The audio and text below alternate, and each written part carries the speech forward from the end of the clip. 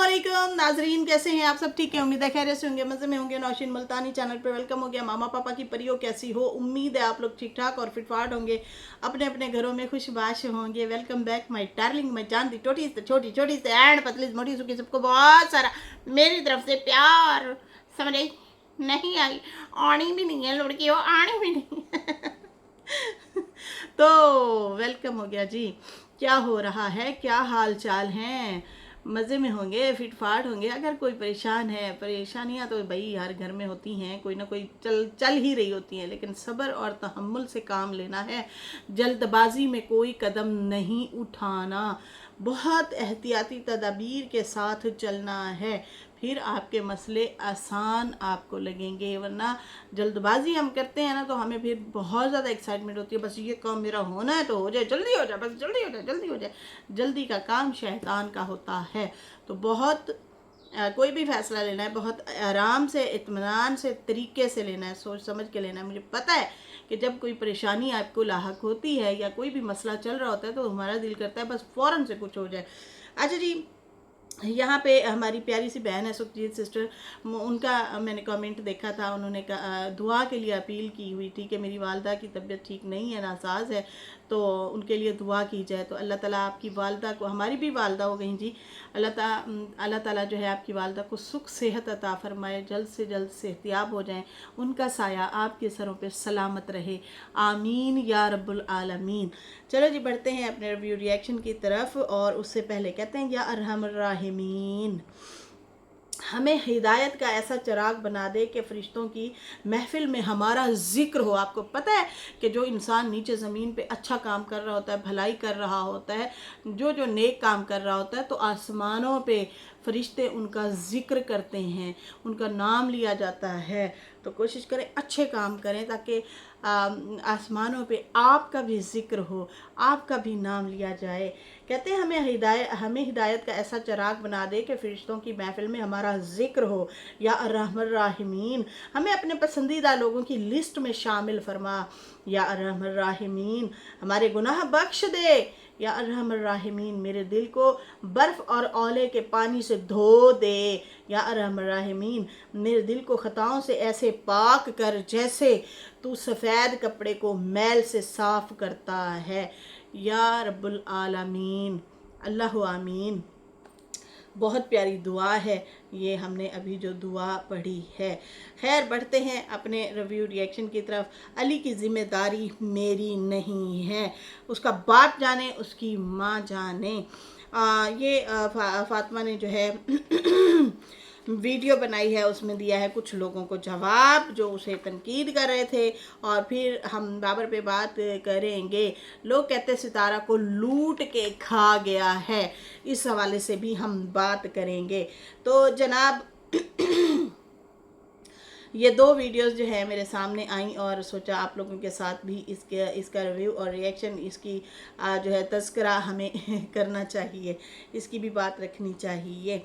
यहाँ पे जो है फातिमा को आए हुए थे कमेंट, शायद तो लोगों ने तनकीद की हुई थी कि तुम जो हो अकेली गुमी गुमी कर रही हो, फिरी फिरी कर रही हो, हैं लड़के को नहीं साथ लेके जाती तुम। अच्छा, काफ़ी लोग शायद भोले हैं या उन्हें पता नहीं है इन चीज़ों का, इन सिचुएशन का, कि भाई वो इतना हक नहीं रखती ना कि वो आज़ादाना तरीके से जो है उसको लेके घूमे फिरे। हालांकि उसकी भी हेल्प हो ही जाएगी ना अगर वो लेके भी जाती हैं तो।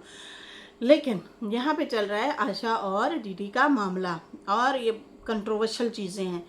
बच्चा भी ढल जाता है, कभी इधर ढल जाता है, कभी उधर ढल जाता है, लुढ़कने वाला ही काम है, कभी इधर लुढ़क गए, कभी उधर। बच्चा बेचारे का वैसे कसूर तो नहीं है, मैं कहती हूँ वो जानता होगा या उसका रब जानता होगा उसके दिल का हाल।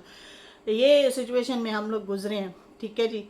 तो इन चीज़ों से हम गुजरे हैं, हमने भी बड़ी ऐसी लाइफ देखी, अल्लाह माफ़ करे, कि नाराज़गियाँ कुछ चल रही थी तो मेरी वालदा ना तड़फती होती थी मिलने के लिए। तो खैर, हमें तो मिलने भी नहीं दिया जाता था, इतना मतलब गुस्सा करते थे अब्बू। मुझे याद है एक दफ़ा जून जुलाई की गर्मियाँ थी शदीद, और मेरी वालदा पसीने से शराबूर हुई थी, शदीद पसीना था, धूप में पता नहीं कितनी देर वो बुखार की हालत में खड़ी रही और कहा कि मेरे बच्चों की एक झलक दिखा दे। हमारा दरवाज़ा था, उसके बीच में सड़क थी, उसकी साइड पे ना वो खड़ी रही और वो तकती रही कि कहीं से मेरे बच्चियों की ना मुझे झलक नज़र आ जाए। उसकी ममता तड़फ रही थी। दिल में यही ख्याल आता था, पता नहीं मैं ज़िंदा रहूं या ना रहूं, अपनी बच्चियों को एक दफ़ा सीने से लगा लूं। उस टाइम तो खैर हम बच्चे थे, हमें इतना शायद अंदाज़ा भी नहीं होगा, चीज़ें नहीं होंगी, लेकिन अब हम खुद वालिदैन हैं, हम खुद माँ बाप हैं, तो हमें जो चीज़ पता चलती है ना, जब पहली बार औलाद हाथ में आई ना, यकीन माने नींद उड़ गई थी मेरी। और मैं रात को आधी रात उठ के अपनी बच्ची को दूध भी पिला रही थी जब मेरी पहली बेटी हुई थी। और हम सहन में, इसी घर में सहन में हम लेटा करते थे, इधर सहन था तो पंखा चल रहा था और मतलब मैं ऐसे उठ के जो बैठी मैं दूध पिलाने के लिए, और मेरी वो धाड़ें निकली, वो रोई मैं, वो रोई, बहुत ज़्यादा रोई मैं, बहुत ज़्यादा शदीद रोई। अपनी वालदा की अहमियत का एहसास हुआ। खैर हमारा तो कोई कसूर नहीं था, हम तो बच्चे थे, हमें तो जहाँ से भी प्यार मिले हम तो वहाँ से ही समेटते थे। लेकिन ये जो उम्र थी ना छोटी, इसमें आपको ज़्यादा फिर भी नहीं अंदाज़ा होता प्यार का या चीज़ों का, लेकिन जब आप बड़े होते हैं ना उस टाइम बड़ा पता चलता है। तो खैर ऐसे ही बेचारी वो तड़फ तड़फ के फौत ही हो गई, इस दुनिया से चली गई जवानी में ही। तो अल्लाह उनकी रूह को शाद व आबाद रखे और उनको जन्नतुल फिरदौस में आला मुकाम दे, आमीन या रब्बुल आलमीन। बाकी जो है ना, ये जो उम्र होती है इसमें आप ना बस कुछ भी नहीं, ये जो हस्बैंड वाइफ का गुस्सा होता है ना, इसमें बच्चा बेचारा बड़ा पिस जाता है। तो बच्चे ना अपने वालिदैन की ही गोद में प्यारे लगते हैं, अच्छे लगते हैं। तो कोशिश करें कंप्रोमाइज़ का जो दरवाज़ा है ना उसको बंद ना होने दिया करें, थोड़ा सा ना उस पर कंप्रोमाइज़ किया करें। अल्लाह खैर, बहुत ज़्यादा लोगों में गुस्सा है यार, बहुत ज़्यादा। खैर कुछ बातें भी ऐसी, चीज़ें भी ऐसी हो रही होती हैं कि वो वाकई बर्दाश्त के भी काबिल नहीं होती। जहाँ आपने 2 लोगों की ज़िंदगी ख़राब करनी है, 3 लोगों की, मतलब बच्चों की और माँ की ज़िंदगी ख़राब होनी है, वहाँ पे फिर वो माँ ज़्यादातर शायद यही सोचती हैं। अब जो हमने सोशल मीडिया पे देखा, मैं इसकी बात कर रही हूँ कि वो लोग जो है फिर साइड पे ही हो जाते हैं कि भाई अपनी ज़िंदगी आज़ाद करो, और फिर शादियां भी फ़ौरन हो जाती हैं, बच्चों को तो भूल ही जाती हैं, ऐसे ज़िंदगी की जी रही होती है जैसे उन्हें परवाह ही नहीं होती। तो अभी तो ये सूरत हाल हम लोग देखते आए हैं। खैर यहाँ पे जो है फातिमा ने वीडियो बनाई और कहा मैं अली मेरी जिम्मेदारी नहीं है, अली का बाप जाने उसकी माँ जाने। पहली बात, लोग कहते अली को भी लाती खुद घूमने के लिए मायके चली गई हो, तो कल को तेरा बेटा भी तेरे साथ ऐसा करेगा। क्यों ऐसा करेगा, मतलब सोचने वाली बात है, किस वजह से ऐसा करेगा। मतलब यूसुफ का क्या मतलब इस मैटर में लेना देना, बेटा ऐसा क्यों करेगा। हमने तो देखा इस बंदी ने तो उल्टा कॉम्प्रोमाइज़ ही किया है, एक तरह से देखा जाए तो। उसने अब वो फैसला ले सकती थी, लेकिन नहीं, उसने कहा कि कोई नहीं, थोड़ी सी कंप्रोमाइज़ ही कर लेते हैं, बच्चों को बाप का और माँ का एक ही साथ प्यार मिले तो बेहतर होता है। यही चीज़ सितारा ने भी अपनाई थी, और सितारा जिस कर्ब से गुजरी थी उसके साथ तो जो हुआ था वो छोटी बच्ची आयत कितना रोती होती थी अपने बाबा के लिए, बहुत ज़्यादा तकलीफ़ में होती थी सितारा अपने बच्चे को देख के कि ये यार बाप के लिए रो रही है, मैं अब क्या करूं। मैं औरत यही कहती हूँ, मैं क्या करूं, अब किस तरह करूं, मैं कहाँ से ला दूं इनको इनके वालिद का प्यार। वो तो दूसरी दुनिया में मज़े में जी रहे होते हैं, खुश हो रहे होते हैं। कैसे सख्त दिल होते हैं लोग यार। खैर यहाँ पे जो है कहती है, लोग कह रहे हैं कि तेरा बेटा भी ऐसा करेगा वैसा करेगा, तो तेरे साथ, मतलब इस तरह से कहती है, मुझे कहते हैं लोग। पहली बात तो कहती है अली पे मेरा कोई हक नहीं है, उसका सारा हक उसके माँ बाप का है। मतलब वो जहाँ लेके आए, लेके जाए, घुमाएं फिराएं, मेरा फ़र्ज़ ज़रूर है कि मैं उसे रोटी दूँ, उसे अपने पास मतलब घर में रखूं, उसे सुलाऊं, उसकी मतलब टेक केयर करूं, मेरा बस यही फ़र्ज़ है। तो वो फ़र्ज़ मैं निभा रही हूँ। आप लोग देख रहे होंगे सनिया में और फातिमा में फ़र्क तो है कि मतलब प्रेगनेंसी की इस हालत में जब उस हालांकि उसे अस्थमा वगैरह भी है, ये फातिमा को ना इनको वैसे इलाज करवाना चाहिए। ये छोटे मीर को भी आई थिंक ये वाला मसला है, सुमेरा को भी है, तो इनको भी है। तो इस सूरत में सिचुएशन में सनिया ने कोई रहम नहीं किया कि भाई चलो मेरी तरफ से हांडी बन जाया करे, रोटी खुद बना लिया करें, और बच्चा जो है चलो वो अपनी 2 बच्चियां देखे, एक बच्चे की जिम्मेदारी मैं देख लेती हूँ, उसका लंच बॉक्स बनाना, उसके कपड़े इस्त्री करना धोना। 2-4 दिन धोए थे, उसके बाद इसने ऊपर पटक दिया कि ले जाओ लड़का अपना। तो फिर वो लड़का जो है फिर फातिमा के पास आ गया था। वहाँ पे डीडी कुछ भी नहीं बोल सकता था, यहाँ पे आ जाता जवाब देने के लिए। उसने अगले दिन आजम भाई को शायद टारगेट किया, बुरा भला कहा है, जब इसने जो है इजाज़ की शादी करवा दी, और जानबूझ के इसने ये टाइटल लगाया था। और क्या, सितारा को टोंट मारा या जो भी किया इसने, इन लोगों का यही वतीरा। मेरे पास दिल में ना बड़ी बातें दबी पड़ी हैं, मैं बस चुप करके बैठी हूँ। वो फिर कहते हैं ना कि आगे चुको खुद नंगे, पीछे चुको खुद नंगे। फिर हम जिस मैटर को साइड पे करना चाहते हैं उसको ये सामने लेके आ जाते हैं। यहाँ पे बहुत सारी ऐसी बातें हैं, अगर खोल के रख दूँ ना बहुत सारे लोगों के चेहरे बहुत ज़्यादा वाज़े नज़र आ जाएंगे। अच्छा, जब ये इस तरह से टाइटल इन्होंने लगा के वीडियो शीडियो बनाई के इजाज़ ने अचानक शादी कर ली, तो आजम भाई ने इनको शर्म दिलाई कि थोड़ा सा शर्म करो, ऐसा नहीं करो। तुम जो है किस तरीके से जो है ये बातें कर रहे हो, अपनी खाला को उन हेटरों के मुँह में दे रहे हो जो आजकल थोड़ा सा चलो साइड पे हैं, चुप हैं। तुमने इस मुद्दे को ही उठा डाला। तुम फ़िज़ा की बात कर रहे हो तो फ़िज़ा का नाम लिखो, लोग उसे जानते हैं, वो फिल्म स्टार है, वो ड्रामा आर्टिस्ट है, वो मॉडल है, वो होस्ट है, उसको आप तज़किरा करो ना। एक बंदे को तुम जानते ही नहीं हो, सिर्फ नाम सुना है और उसी का ही टाइटल लगा दिया है। तो उसके बाद ना डीडी ने उसे जो है फिर टारगेट किया आज़म को कि तुम कौन होते हो, तुम हमारे टुकड़ों पे पलते हो, हमारे नाम से व्यूज़ लेते हो, जिनको खुद को ही। मैंने एक वीडियो पता नहीं कौन सी इन्होंने बनाई हुई थी डीडी ने, मैं जाके देखा 24 घंटे बाद, उसमें कोई कमेंट ही नहीं था। ये हाल है। और फिर ये आ जाते हैं, कहते हैं कि कमेंट करके फ़लाँ ने कहा इस पे बात करो, फ़लाँ ने कहा इस पे बात करो। उसमें कोई कमेंट ही नहीं था। आपसे लोग इतना अब हर्ट हुए हैं, इतना साइड पे हो गए हैं डीडी से, कि अब उसे लोग ज़्यादा कमेंट ही नहीं करते, क्योंकि ये गालम गलोच करता है, बुरा भला कहता है उन्हें।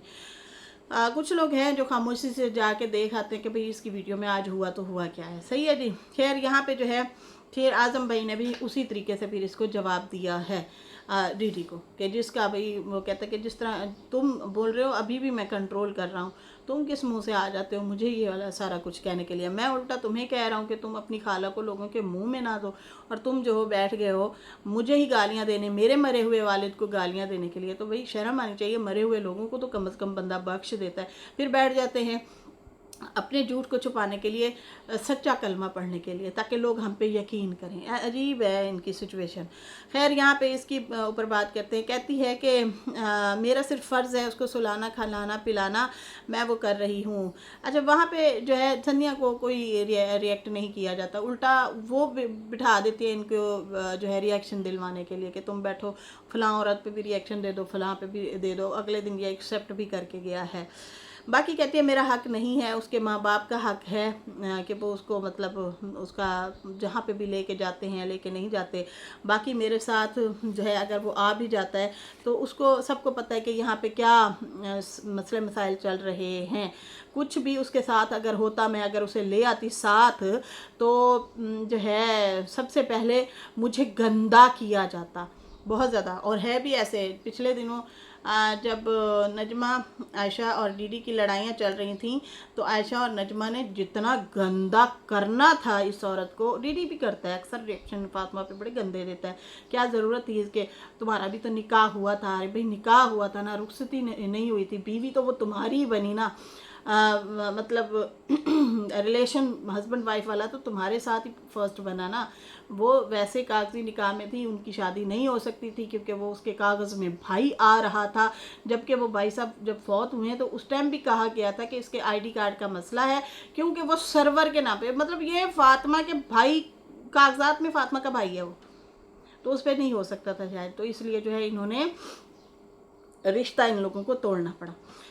खैर यहाँ पे दीदी ने फिर उस चीज़ों को लेके बड़ा रिएक्शन दिया था, बहुत कुछ जो है बताया था। देखें जी, अगर मैंने किया है तो फिर इसका भी तो सेकंड हुआ ना, मतलब अपनी ही बीवी बैठ के अपनी ही बीवी को जो है ये वाले ताने दे रहा था। फिर उसके बाद वो दो या सामा वालों ने और सनिया वालों ने फातिमा को। अच्छा, यहाँ पे जो है कहती है पहले मुझे कितना गंदा किया जाता है, तो उस दौरान भी बहुत ज़्यादा गंदा किया गया। ये भी ना सोचा आयशा ने कि यार ये मेरे बच्चे को पालती है, उसको रोटी पका के देती है, उसके कपड़े इस्त्री करती है, उसको उसका बिस्तर सेट करके देती है, उसका ख्याल रखती है। कोई नहीं करता, कोई नहीं करता। तो बजाय इसके कि आप उसको जो है ना छेड़ती, लेकिन इसकी अच्छी खासी धुलाई की गई। मतलब फातिमा को बहुत बुरा भला इन लोगों ने बोला था, जो हम लोगों ने यूट्यूब पे देखा। फिर उसके बाद कहती है कि मैं अगर उसे लेके आती उसके साथ कुछ ऐसा वैसा होता, मतलब नजमा के घर वो आता जाता या फिर आयशा उसे ले जाती, कहना वो ये चाह रही थी। तो फिर मुझे जो गंदा किया जाता था ना, गंदा किया जाता तो वो फिर दोनों साइड पे शायद किया जाता। और उसके बाद जो है कहती है कि फातिमा को ही फिर गंदा करते ये लोग हैं, क्योंकि ये कहते हैं फिर ये सुतेली है, ये ख्याल नहीं रख सकती, ये है वो है, ऐसी वैसी मुझे बातें सुनने पड़ती हैं। और फिर अचानक से कह देते हैं ये तो माँ ही नहीं है उसकी, तो फिर मुझे ये बातें सुननी पड़ती है। बहुत अच्छा डिसीजन लिया है भाई, आप एहतियात ही करें और एहतियात से ही चलें तो ज़्यादा बेहतर है। आपके अपने बच्चे हैं, आप उधर ध्यान दें। वो डीडी उसको साथ लेके फिर रहना, पुट्ठी सीधी बंदा चार लोगों में बैठता बातें करता है, वो छोटे बच्चे को भी उसी में ही घसीटा हुआ है, उसी में ही ले जाता है, उसी में ही बिठाता है। अभी से इतनी बड़ी गैदरिंग में मेरे ख्याल से बच्चों को नहीं बिठाना चाहिए, एहतियात करना चाहिए। लेकिन भाई ये तो हर जगह पे लेके फिर रहा होता है मजबूरी है। अब सनिया थोड़ी उसे रखेगी या उसके साथ गपशप लगाएगी, वो अपने माँ बाप के घर है, अपनी सहेलियों को मिलेगी, बहन भाइयों को मिलेगी, भाभियों को मिलेगी, और ये जो है इसके साथ थोड़ी गपशप लगाएगी, फिर इसको साथ ही मजबूरन लेके जाना पड़ता है। खैर उसके बाद जो है कहती है मुझे ही हर हाल में सुनना पड़ता है, चाहे मैं जैसी भी रहूं, अच्छी रहूं या बुरी रहूं, मुझे ही बातें सुननी पड़ती हैं। ठीक है जी, इस तरह से इन्होंने फिर जवाब दिया। बाकी कहती है कि मैं यहाँ इसलिए आई हूँ कि माइंड थोड़ा सा चेंज हो जाए। बहुत टाइम बाद मैं मतलब मायके में आई हूँ और बच्चों की छुट्टियाँ भी हैं। सब कहते तुम्हें बड़ा शौक़ है घूमने फिरने का, तो भाई छुट्टियाँ हैं, ईद की भी और वैसे भी छुट्टियाँ हुई हैं, तो इसलिए हम लोग आए हैं। बाकी ये मेरी ज़िंदगी है, हर हाल में मुझे हंसना भी पड़ता है और मतलब जीना पड़ता है। बाकी मैं यहाँ आई हूँ, हमारे कुछ मिलने वाले हैं, फौतकियाँ भी हुई हैं, कुछ मसले मसाइल हैं, वहाँ पे भी मैं आ जा रही हूँ, उनसे भी दुख सुख मतलब देखना पड़ता है ज़िंदगी में, जो आपके होते हैं मिलने मिलाने वाले। ठीक है जी बाकी जो है दीदी बीबी की बात करेंगे। बीबी कहता कि मैं इतना कंजूस क्यों हूँ, इस तरह से बाबर ने टाइटल लगाया हुआ था और कहा कि आपके सवालों के जवाब मैं दे रहा हूँ, अगर बुरा लगे तो माइंड मत कीजिएगा, क्योंकि मेरे पे भी आप लोग बात करते हैं, तनकीद करते हैं, तो मैं भी माइंड नहीं करता। अब आप लोगों को भी चाहिए आप लोग भी माइंड ना करें।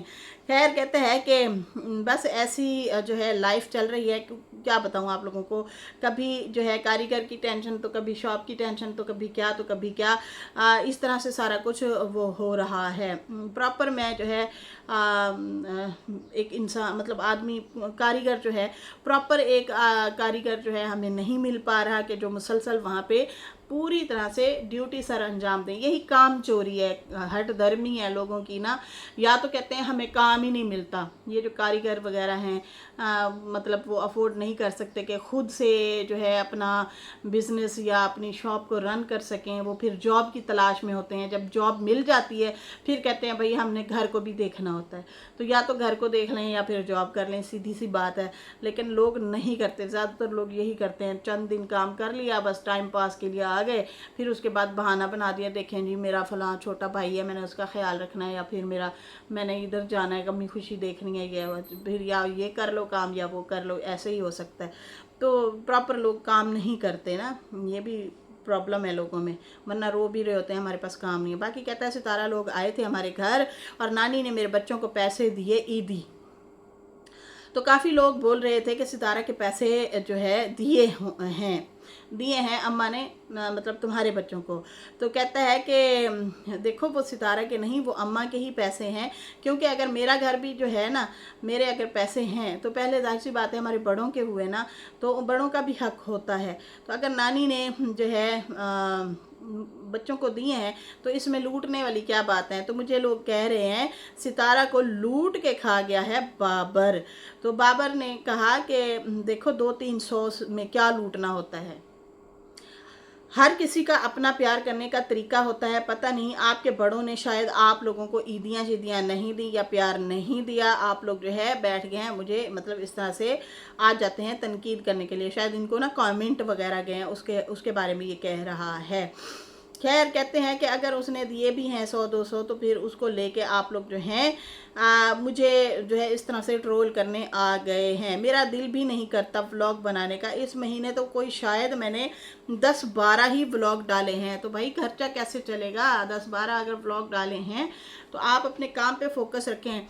सितारा के बाद अगर सबसे ज़्यादा अच्छे व्यूज़ आते थे या बाबर के या फिर वकार के आते थे। वकार ने तो अपनी नैया खुद डुबो दी। झूठ बोल बोल के ऑडियंस के साथ झूठ नहीं बोलना चाहिए था, सीधी सी बात रख देनी थी, अपनी मजबूरी बता देनी थी। लोग अंडरस्टैंड करते हैं, हमें देखने वाले लोग जाहिल लोग नहीं हैं, समझदार पढ़े लिखे और अच्छी अच्छी फैमिलियों से हैं, इसलिए ही साथ में जुड़े हुए हैं। क्योंकि मुझे जब कमेंट आते हैं तो मुझे ना उनके अंदाज़ा होता है कि यार कितने सुधरे हुए लोग हैं, अच्छे लोग हैं। जहाँ तनकीद करनी हो वहाँ पे कर भी देते हैं, जज्बाती भी हैं, लेकिन ये लोग मोहब्बत भी बहुत करते हैं। अब ये जो है बकार, इन लोगों ने यही किया। मतलब सितारा के बाद अगर किसी के अच्छे व्यूज़ आते थे वो बाबर था या फिर ये था। डीडी के भी आते थे, लेकिन डीडी ने भी अपनी नैया आप डुबोई। उसने तो गालियां दी ना डायरेक्ट ऑडियंस को। बकार ने ऑडियंस को गालियां तो नहीं दी थी, लेकिन झूठ बोले, गलत फहमियाँ फैलाई, फिर फेक टाइटल लगाना, थंबनेल लगाना शुरू हो गए।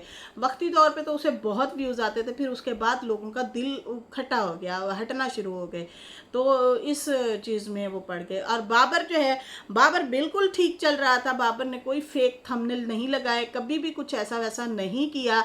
लेकिन हुआ क्या है, बाबर ना वो शवारमा में टाइम देने लग गया कि भाई शायद मेरी उधर से कोई लक लग जाए, उधर से ही मैं कमाना शुरू हो जाऊं। यूट्यूब के लिए डेली कंटेंट में क्या बनाऊं, ज़्यादा से ज़्यादा क्या बनाऊं। तो इसलिए जो है इसके व्यूज़ कम हुए, ऑडियंस को अपनी तरफ अट्रैक्ट नहीं कर पाए, रोक दिया। हालांकि वैसे भी सौदा भी व्लॉग बनाता था ना बीबी बाबर जो है, तो लोग फिर भी मोहब्बत कर रहे थे। अभी भी लोग बहुत ज़्यादा इनसे अटैच हैं, इनको देखते हैं, लेकिन ना ये दूसरे काम की तरफ टाइम देना शुरू हो गए। तो व्लॉग को टाइम नहीं दिया, इसलिए जो है ये थोड़ा सा पीछे चले गए। सही है जी, ये इनके साथ ये प्रॉब्लम हुआ है। कहता है कि मेरा सोर्स ऑफ इनकम भी यही वाईटी ही है, लेकिन मैं व्लॉग भी नहीं बना पा रहा, दिल नहीं करता है। अब लोग कहते तुमने नहीं दी ईदी, मतलब लोग इनको अब ये तनकीद करते हैं कि तुमने सितारा को ईदी नहीं दी, तुम बर्थडे पे खाली हाथ क्यों गए। भाई रोज़ का उनका मिलना मिलाना है, अब रोज़ रोज़ तो वो नहीं देगा ना। और दूसरी बात ये कि हर बंदे का ना, अब सितारा है, उसको अल्लाह ने बहुत नवाजा है, उसको उसके पास पैसा है, धन दौलत है, वो अपने तरीके से चलती है। अब जो सादा लोह बंदा है, जो कम इनकम वाला है, वो अपने तरीके से चलेगा। सही है जी। अब यहाँ पे इन्होंने बताया है कि देखें, मुझे अब ये भी तनकीद करें कि तुमने ईदी नहीं दी, तो मैंने जो है मेहमान जब आए हुए हों तो मैं ज़्यादा व्लॉग नहीं बना पाता। पता नहीं सुमेरा ने बनाया भी है या नहीं, शायद उसने थोड़ा सा बनाया था। कहता है मैंने व्लॉग नहीं बनाया, मेरी जितनी हैसियत थी उतना मैंने दिया है। शायद ईदी इन्होंने दिया है। अच्छा, मैंने ये चीज़ें नोट ही नहीं की।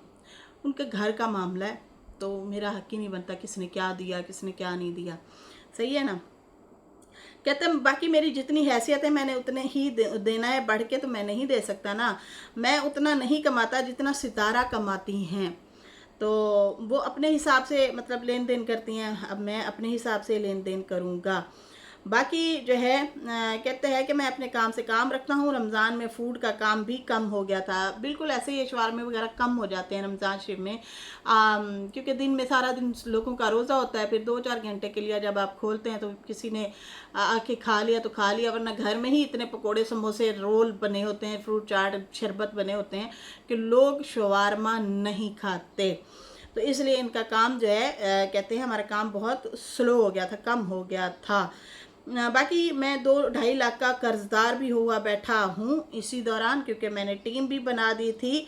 और मैं अब क्या बोलूँ, मैं क्या मतलब बात करना भी नहीं चाहता ऐसी चीज़ों पे, लेकिन आप लोग मजबूर करते हैं तो मुझे बात करना पड़ जाता है। अब मैं क्या आगे बताऊँ, मेरे क्या हालात चल रहे हैं।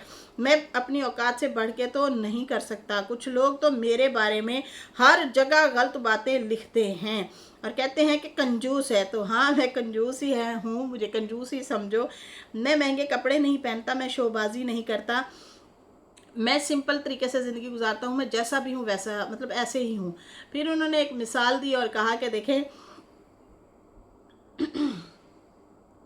कि मतलब एक कमज़ोर इंसान है, वो जितना भी खाएगा ना तो वो ऐसे लगेगा शायद वो भूखा बैठा है।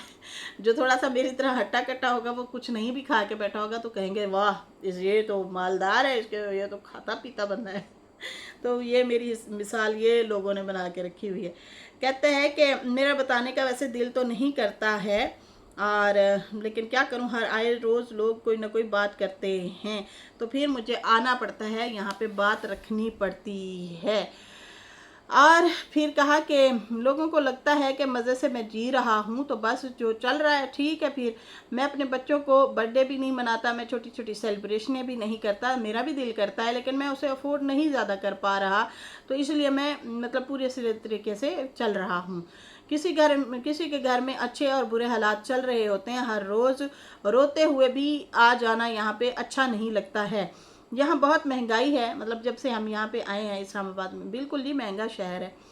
कहते हैं यहाँ पे महंगाई है, मैं अब व्लॉग भी नहीं बना पा रहा हूँ, दूसरी जगह बिज़ी हूँ। बाकी हमारे ख़ानदान में देखा होगा मैं ही सिर्फ कारोबार बिजनेस करता हूँ, बाकी कोई नहीं करता, तवज्जो ही नहीं देता। लेकिन मेरा शौक़ है, मुझे मज़ा आता है बिज़नेस करना, या मतलब जैसे ये छोटा मोटा कारोबार है ये करना। और मैंने शावरमा की टीम जो बनाई थी, शायद पता नहीं मैंने गलत किया, इन्होंने एक घर लिया है, उसमें सेटअप बनाया है, फिर उसके बाद शॉप किराए पे ली है, और फिर वो टीम भी, उनके खर्चे खाने पीने वो भी हो जाता है, तो इसलिए शायद ये कह रहा है। कहते हैं कि मैंने टीम जो बनाई है ना, लगता है मैंने शायद कोई गलत किया है, उस पर भी मुझे नुकसान ही हो रहा है। बाकी 1 साल तो जो है मैंने कहा चलो देखते हैं, कारोबार नहीं छोड़ते। मैं मुसलसल इसलिए भी लगा हुआ हूँ कि कम अज़ कम हमें 1 साल तो देना चाहिए इस शॉप को। हो सकता है ये बेहतरी इसमें कारोबार में अच्छा ही हो जाए, बेहतरी हो जाए। बाकी जो है और भी मैंने काम करना है, मैं रुकूंगा नहीं, मैं ज़रूर काम करूंगा। अब्बा को भी मैंने जो है अब कैश पे खुद बिठाना है। बिल्कुल आपका अपना बंदा वहाँ पे कैश पे होना चाहिए, वहाँ पे किसी पे ट्रस्ट ना करें। जो मजदूरी पे आए हुए लोग हैं उनको बिठा देंगे तो आपको वो खाक कमा के देंगे, वो खुद ना कमाए। तो वैसे काम तो ईमानदारी पे ही चलते हैं, लेकिन ये दूसरा बंदा थोड़ी आपको आपकी कैश संभाल के बैठा रहेगा, आपका ख्याल रखेगा, जो घर का बंदा करता है। तो आपको अपने वालिद को ही बिठाना चाहिए कैश पे, और उसके बाद पर्ची पे ही काम करना चाहिए। पर्ची पहले बनवाएं, कैश दें और फिर लाइन में लगें। सही है जी। आपके शॉप की पर्ची होनी चाहिए और डेट भी मेंशन होनी चाहिए कि आज ये डेट है, बाकायदा तौर पे डेट लिखी होनी चाहिए, वो पर्ची होनी चाहिए। यहाँ पे जो है हमारे यहाँ मौलवी हजरात काम करते हैं, वो खाली चने की शॉप भी लगा देते हैं ना, नान चने की, दाल चावल की। यकीन माने करोड़ों पति हैं, क्योंकि वो पता नहीं भाई, वो सारे बहन भाई मिल जाते हैं, वो करते हैं, घर से भी खाने बन के आ रहे होते हैं।